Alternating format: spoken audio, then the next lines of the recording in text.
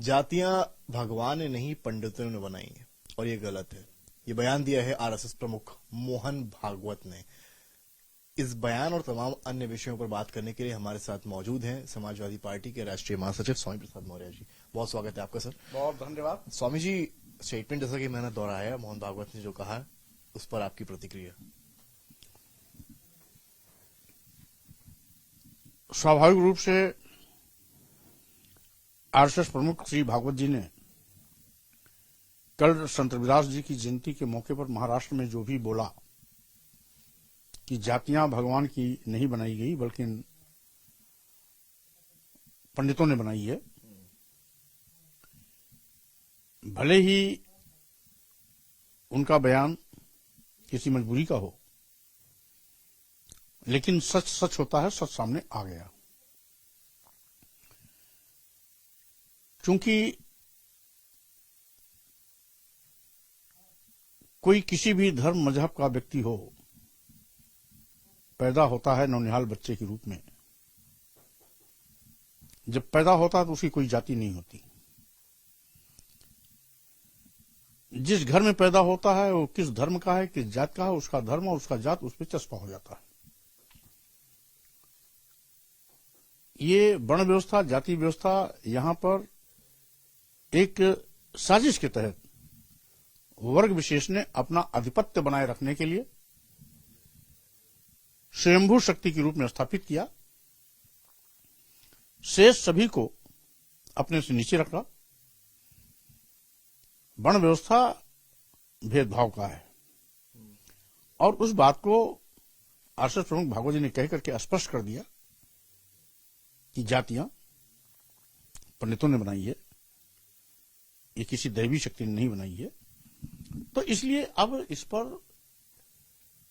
बहस के साथ साथ धर्माचार्यों को विचार मंथन करने की आवश्यकता है और धर्म के नाम पर यदि कहीं भी किसी भी तथाकथित धार्मिक पुस्तक में अपमानजनक टिप्पणी है, प्रताड़ित किए जाने, नीच कहे जाने, अधम कहे जाने की बात लिखी गई है तो उसको संशोधित किया जाना चाहिए या प्रतिबंधित किया जाना चाहिए। आपने धर्माचार्यों का जिक्र किया, वो तो ये कह रहे हैं कि हम आप सांस ले रहे हैं वो भगवान की वजह से है, वेद व्यास ने वेद नहीं लिखा, वो तो भगवान ने लिखा है। तो ये कहना गलत है कि जो है जो स्टेटमेंट भागवत जी ने दिया है उसका विरोध भी उन्होंने कहीं ना कहीं जाहिर किया है। देखिए, अब अपनी गलती को छिपाने के लिए लोग तरह तरह के कुतर्क देते हैं और कुतर्क कभी भी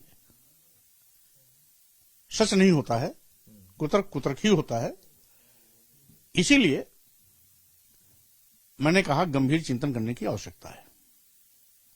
स्वामी प्रसाद मौर्य भगवान में आस्था रखते हैं? मैं प्रकृति को ही सब कुछ मानता हूं। उसे चाहे भगवान के रूप में मानिए, अल्लाह के रूप में मानिए, गॉड के रूप में मानिए, किसी भी रूप में मानिए,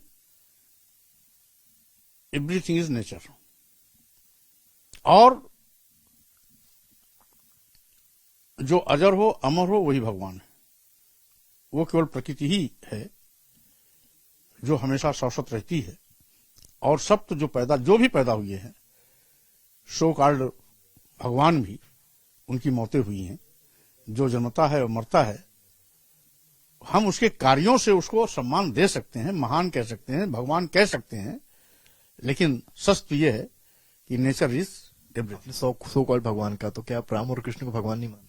नहीं, मानने के हम सबको मानते हैं, उनके आदर्शों, सबके हम सभी महापुरुषों के आदर्शों पर फॉलो करते हैं, चलने की कोशिश करते हैं। और उस पर तो आज तक तो मैंने राम पर, कृष्ण पर कोई चर्चा ही नहीं की। रामचरितमानस की कुछ चौपाई के अंश हैं, इसलिए इसको विस्तार करने के बजाय उस सीमित मुद्दे पर हैं जिससे कि हल निकाला जा सके और लोगों को अपमानित होने से बचाया जा सके। पार्टी की एक नेता पल्लवी पटेल हैं, वो कहती हैं कि मुझे रामचरितमानस पर यकीन ही नहीं है, मैं विश्वास भी नहीं करती हूँ।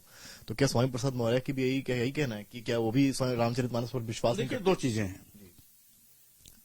पहली बात तो रामचरितमानस धर्म ग्रंथ नहीं है, वो सामान्य पुस्तक है। तुलसीदास जी ने अपनी खुशी के लिए लिखा था।